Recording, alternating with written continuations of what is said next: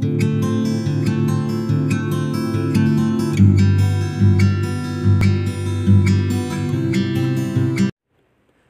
वालेकुम everyone and very very good morning. क्या हाल चाल है जनाब? आई होप आप सब बिल्कुल ठीक हो और अल्हम्दुलिल्लाह me good and very very warm welcome to my YouTube channel.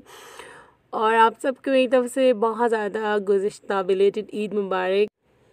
और ईद के बाद आज पूरे एक वीक के बाद जो है ना वो स्कूल भी ओपन हो गया और फ़ारिस जो है वो माशाल्लाह स्कूल जा रहा है। आज उसका फ़र्स्ट डे है ईद के बाद।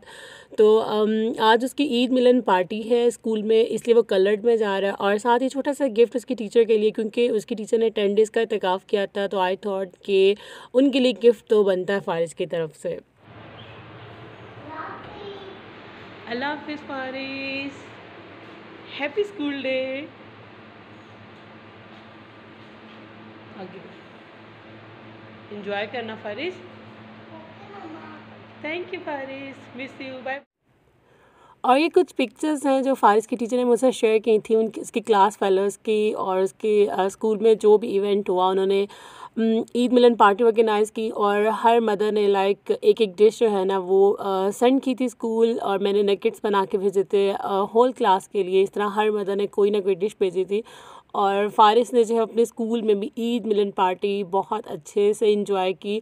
और अच्छी बात है ना, बच्चों में एक सेंस डेवलप होती है कि ईद जो है वो एक बहुत खूबसूरत इवेंट है हम मुसलमानों के लिए।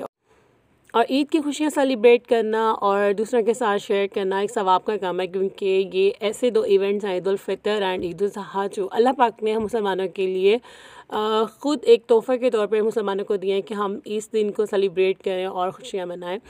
तो खैर फ़ारिस को स्कूल सेंड करने के बाद आज मेरा थोड़ा सा हेक्टिक डे होने वाला है, क्योंकि अब मैं बनाने लगी हूँ सैंडविचेस और मुझे यहाँ पे कोई 18-19 सैंडविचेस तैयार करने थे। तो एक बड़े साइज़ की जो है ब्रेड ले ली थी और अब मैं पूरी ब्रेड के जो है ना वो उसके एजेस उतार दूँगी कटर के साथ। अच्छा, ईद की बात हो रही थी तो मेरे जैसी सुस्त यूट्यूबर, मेरा ख़्याल है कि सबसे सुस्त यूट्यूबर मैं ही हूँ कि जिसने कोई भी ईद का व्लॉग अपलोड नहीं किया, इवन कि ईद की कोई तैयारी शेयर नहीं की। और मैंने माशाल्लाह ईद के 4 सूट सिलवाए, एक भी आपसे शेयर ना किया। बच्चों की तैयारी, अपनी तैयारी। एक्चुअली मैं रहती हूँ मतलब बिल्कुल जॉइंट सिस्टम में और अच्छी खासी हमारी फैमिली है और मेरी जेठानियाँ आ गई थी और घर में इतना हल्ला गुल्ला हंगामा, बच्चे, और मतलब मेरा दिल ही नहीं कर रहा था। और मैंने बहुत इन्जॉय किया अपना टाइम। और आखिरी अशरे की जो ताक़त होती है अल्हम्दुलिल्लाह मैंने उसको भी बहुत ज़्यादा इन्जॉय किया। फिर ईद के इवेंट्स और आना जाना, गपशप, खाना पीना, एवरीथिंग मैंने बहुत इन्जॉय किया। और यकीन करें मैंने ईद का आधा व्लॉग भी बनाया, बट मैं उसको अपलोड नहीं कर सकी और मुझे इस बात का बहुत ज़्यादा दुख भी है। तो खैर आप लोग सुनाएं, आप सबकी ईद कैसे गुजरी? अल्हम्दुलिल्लाह मेरी बहुत अच्छी, बहुत मज़े की ईद गुजरी। और यहाँ मैंने पूरी ब्रेड के जो है एजेस जो हैं वो बड़े अच्छे तरीके से रिमूव कर दिए थे कटर के साथ। और अब मैं ब्रेड के दोनों पीसेस पे जो है ना वो लगा रही हूँ चिकन स्प्रेड। और बहुत मैंने सिंपल तरीके से सैंडविचेस बना रही हूँ, लाइक कोल्ड सैंडविचेस जिसे कहते हैं। और अब मैं इन दोनों स्लाइसेस को जो है वो एक साथ रख के तो उसको सैंडविचेस शेप में कट कर दूँगी। और ये सैंडविचेस मैं बना रही हूँ 18-19, क्योंकि मेरे देवर ने अपने कुलीग्स के लिए लेके जाने थे। And he said last night के भाभी मुझे इतने सारे सैंडविचेस चाहिए तो क्या बना देंगी। और जब कोई बड़े मान के साथ फरमाइश करता है ना तो मैं बिल्कुल भी इनकार नहीं करती। हालांकि मुझे मुश्किल लग रहा था कि यार मतलब मंडे है, स्कूल भेजना है फ़ारिस को और एक रूटीन सेट करनी है, सुबह ख़ुद भी उठना है। बट खैर अच्छा, हाफ़ मैंने बनाए थे कोल्ड सैंडविचेस चिकन स्प्रेड लगा के बहुत सिंपल तरीके से, और आधे जो है वो मैं बना रही हूँ सैंडविच मेकर वाले। ये मैंने ख़ुद मटीरियल घर पे बनाया है, वो मैं बस स्लाइसेस पे अप्लाई कर दूँगी और इस तरह सारे रखती जाऊँगी। फिर मैं इसको सैंडविच मेकर में जो है वो थोड़ी देर के लिए बेक कर दूँगी। तो यहाँ सब सैंडविचेस से मैं डन होने के बाद मैंने अपना अच्छे से नाश्ता किया और अब बारी आ जाती थी हस्बैंड को टाइम देने की, क्योंकि उन्होंने भी आज ट्रैवल करना था इस्लामाबाद के लिए। और रात मैंने उनके सारे कपड़े वगैरह प्रेस करके हैंग कर दिए थे, बट अब उनका जो है वो फॉर्मल ड्रेस कोड मुझे रेडी करना था, पेंट कोड, क्योंकि उनका इंटरव्यू है। तो आप सब भी बहुत ज़्यादा दुआ कीजिएगा उनके लिए। और बस अब मुझे फ़ाइनल जो है वो टचअप देना है उनकी तैयारी को, उनकी पैकिंग करनी है। और जब इस तरह कोई ऑफिशियल टूर हो या किसी इंटरव्यू के लिए उन्होंने निकलना हो तो मतलब एक बीवी के सर पे जो है ना वो एक बड़ी रिस्पॉन्सिबिलिटी होती है कि कुछ मिस ना हो जाए।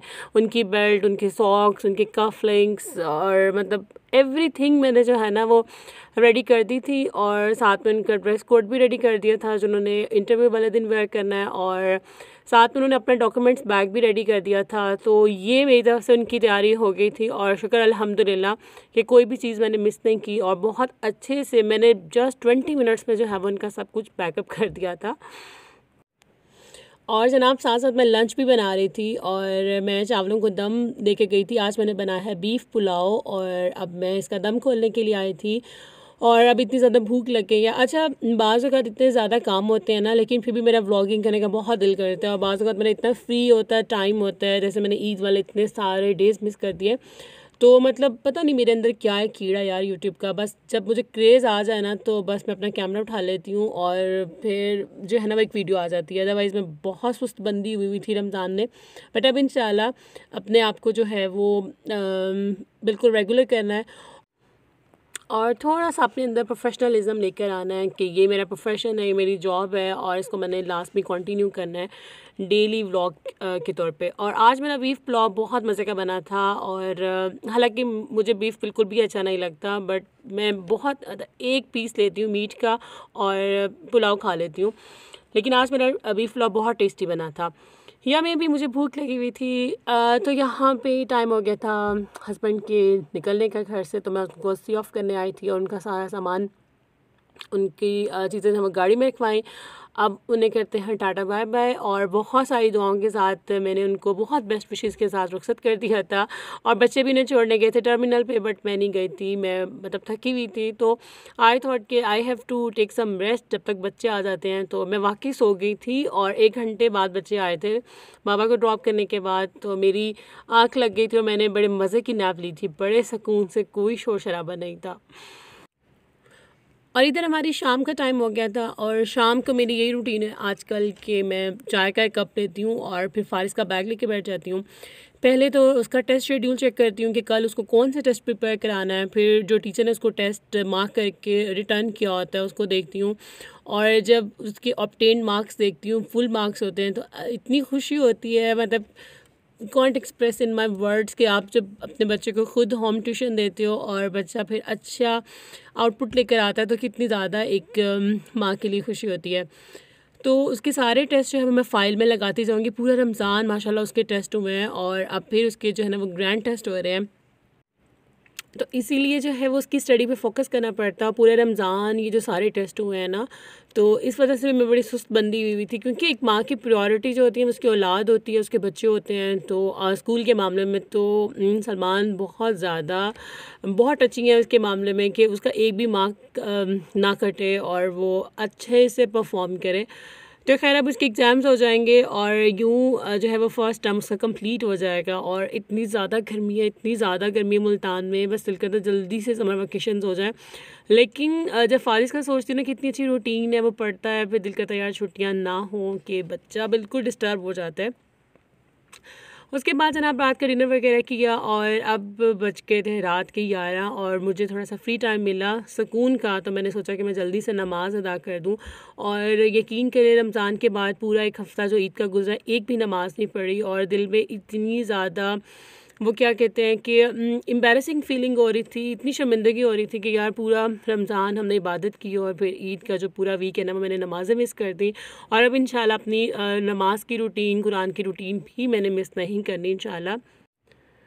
और इशा की नमाज़ के बाद मैं पढ़ूँगी अब कुरान पाक। और एक और बात आपसे शेयर करूँ कि मुझे इतना दुख है ना एक बात का कि मैं रमज़ान के महीने में अपना कुरान पाक कंप्लीट नहीं कर सकी।